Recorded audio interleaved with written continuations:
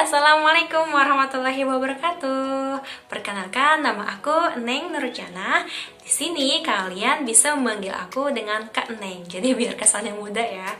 Nah, kali ini di channel ini, insya Allah saya akan sedikit share tentang informasi-informasi terkini pada dunia pendidikan di Indonesia. Nah, jika menurut kalian di channel ini akan berguna bagi kalian, jangan lupa di subscribe, like, dan share ya. Nah, selain juga informasi-informasi terkini, aku juga insya Allah bakal ngasih tips atau trik ataupun materi-materi terkait dengan pembahasan soal pada tingkat menengah, yaitu menengah atas atau maupun menengah pertama, yaitu SMP ataupun SMA, seperti itu ya. Nah, kemudian kali ini video yang akan aku bahas atau aku akan sharing adalah tentang UN versus AKM.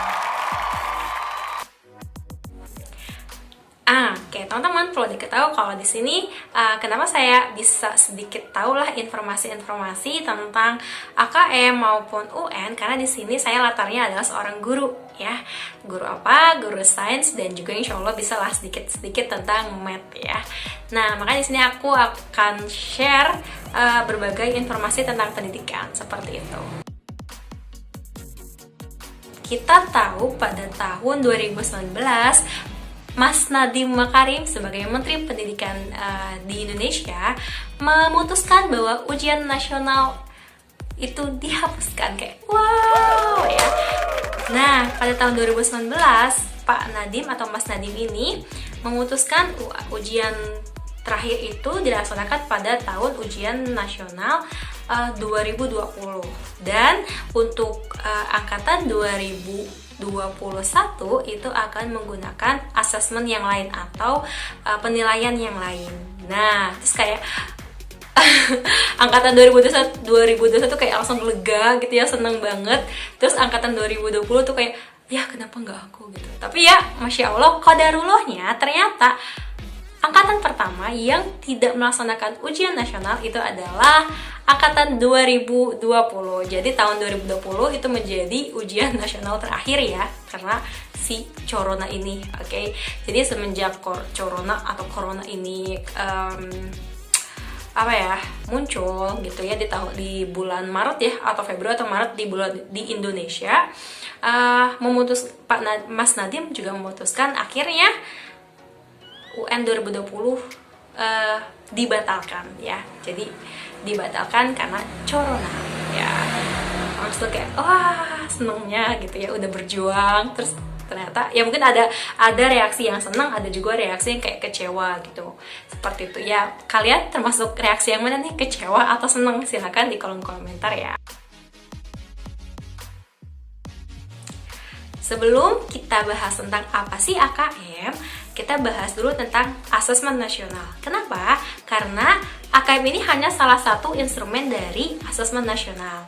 Nah, apa sih asesmen nasional?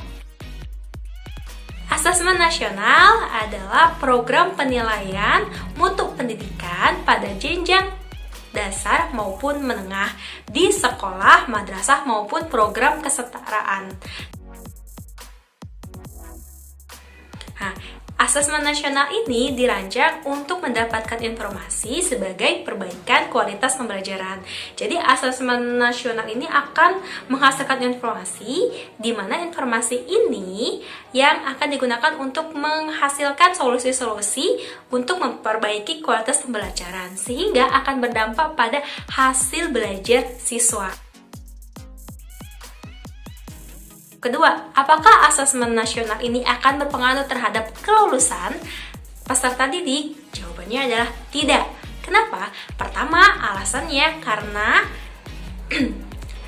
asesmen nasional ini tidak diperuntukkan untuk siswa-siswa pada tingkat akhir, bukan untuk anak kelas 6, bukan untuk anak kelas 9, maupun untuk kelas 12.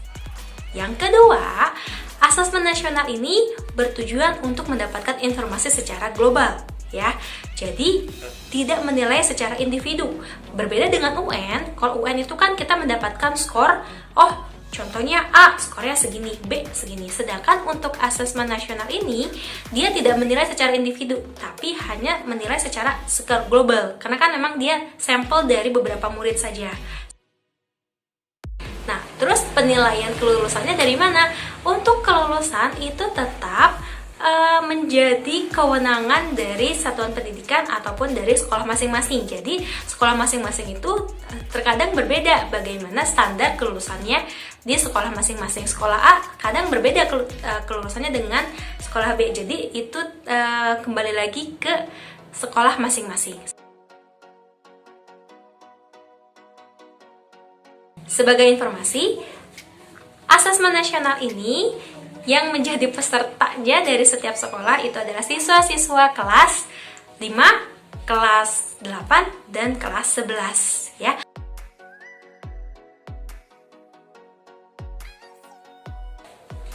Kenapa di sini yang menjadi responden dari asesmen ini hanya kelas 5, kelas 8, dan kelas 11?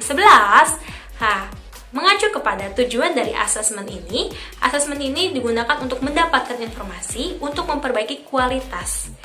Nah, kalau kita kelas 8 atau kita ada di kelas menengah ya, bukan di kelas akhir, berarti kita yang menjadi responden ini kita sudah tahu atau sudah mengalami bagaimana proses belajar mengajar di sekolah tersebut selama 1 tahun terakhir, dan ketika kita sudah mengerjakan asesmen nasional dan diterapkanlah solusi, kita sebagai anak kelas 8 juga akan mendapatkan hasil dari solusi tersebut. Jadi kenapa kita yang dipilih atau kenapa anak-anak kelas 5, anak kelas 8, anak kelas 11, ya kita sendiri yang mengalami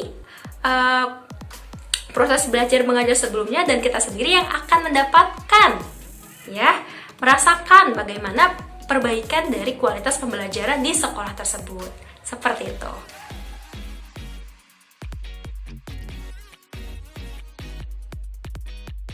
Ya, instrumen apa saja sih yang akan digunakan dalam asesmen nasional? Nah, jadi ada 3 ya. Pertama adalah AKM, asesmen kompetensi minimum. Jadi di sini udah mulai ya keluar AKM. AKM ini yang akan diukur adalah kemampuan literasi. Nah, kali ini dari berbagai macam literasi yang diukur itu adalah literasi numerasi dan literasi membaca. Kenapa kedua ini dipilih? Karena kedua kemampuan ini merupakan kemampuan atau kompetensi dasar yang harus dimiliki atau yang diperlukan oleh kalian terlepas kalian mau jadi apa nanti profesinya, bekerja sebagai apapun atau cita-citanya seperti apa. Dua kemampuan literasi ini yaitu numerasi dan membaca akan menjadi kompetensi yang diperlukan oleh kalian di masa depan nanti. Nah, kemudian selain itu, yang kedua adalah survei karakter. Di sini yang diukur adalah nilai, kebiasaan, sikap, keyakinan yang mencerminkan karakter seorang murid. Kemudian ada survei lingkungan belajar, di mana di sini juga selain siswa, guru juga ataupun kepala sekolah akan mengisi survei lingkungan belajar. Di sini yang dinilai adalah bagaimana sih proses ataupun input atau proses dari proses belajar mengajar di sekolah tersebut gitu ya, maupun dari pandangan siswa maupun dari pandangan sekolah seperti itu. Nah, terus berapa banyak sih soal yang akan dikerjakan oleh kalian? Nah, untuk banyaknya soal, untuk kelas 5 kalian akan mengerjakan 30 soal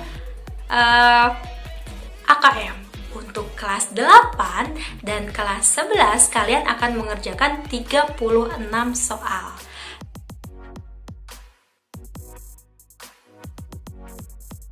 Nah, untuk soal dan kisi-kisinya, jadi bentuk soal dari AKM ini ada 5 ya bentuknya. Di sini saya bacain ya. Pertama ada pilihan ganda. Ya, kalau pilihan ganda mungkin teman-teman paham ya. Jadi teman-teman di sini memilih satu jawaban pasti yang menurut teman-teman benar. Ada pilihan ganda kompleks. Kalau di sini teman-teman menjawab lebih daripada satu jawaban. Nah, kemudian menjodohkan. Untuk menjodohkan di sini teman-teman menjawab dengan cara menarik ya, satu garis antara pertanyaan dengan jawabannya seperti itu. Nah, ada isian singkat. Di sini isian singkat ini bisa berupa bilangan atau kata untuk menunjukkan kata untuk menyebutkan benda, tempat atau jawaban pasti lainnya. Kemudian ada uraian. Yang terakhir ada uraian, di mana di sini berupa kalimat-kalimat untuk menjelaskan jawabannya tersebut.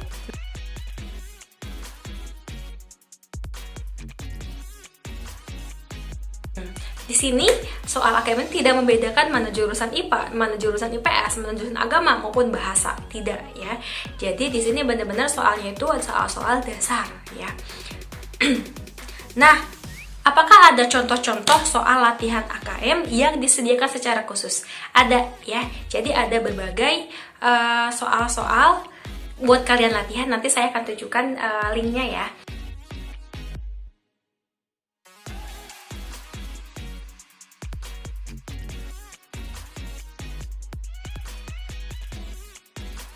Nah, sekarang terakhir, apa sih bedanya UJ, UN, dan AKM? Kalian bisa lihat di tabel ini.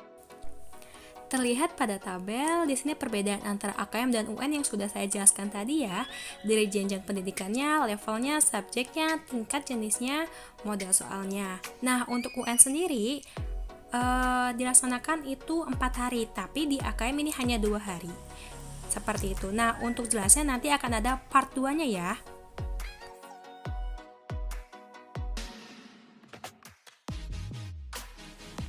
Nah, mungkin buat teman-teman kemarin yang sempat menjadi responden asesmen ini, mengerjakan soal AKM ini lumayan memakan waktu dan lumayan sulit ya, karena jadi kayak lebih baik aku mengerjakan soal ujian nasional daripada mengerjakan soal AKM, ya kan ya. Lumayan, kenapa? Karena pertama kita belum terbiasa dalam literasi, jadi kita tidak terbiasa dengan melihat teks yang panjang gitu ya, kayak nggak nahan pengen jawabannya apa gitu, langsung aja. Nah, di situ lumayan melatih kesabaran. Dan yang kedua, memang kita tidak terbiasa untuk menganalisis suatu bacaan, sedangkan AKM ini banyaknya adalah menganalisis suatu bacaan yang panjang, menganalisis suatu permasalahan. Nah, jadi tipsnya teman-teman sering-seringlah sekarang mulai dibiasakan untuk literasi membaca ya. Jadi mulai dibiasakan bisa baca buku gitu ya, menghabiskan satu buku 1 minggu untuk tips-tipsnya. Nah, kemudian teman-teman juga sudah harus berlatih untuk mengerjakan soal-soal AKM atau soal-soal yang menganalisis ya. Sudah banyak sih buku-buku yang sudah dalam bentuk AKM bentuknya. Jadi ada buku kalau nggak salah Erlangga gitu ya, kalau nggak salah ya.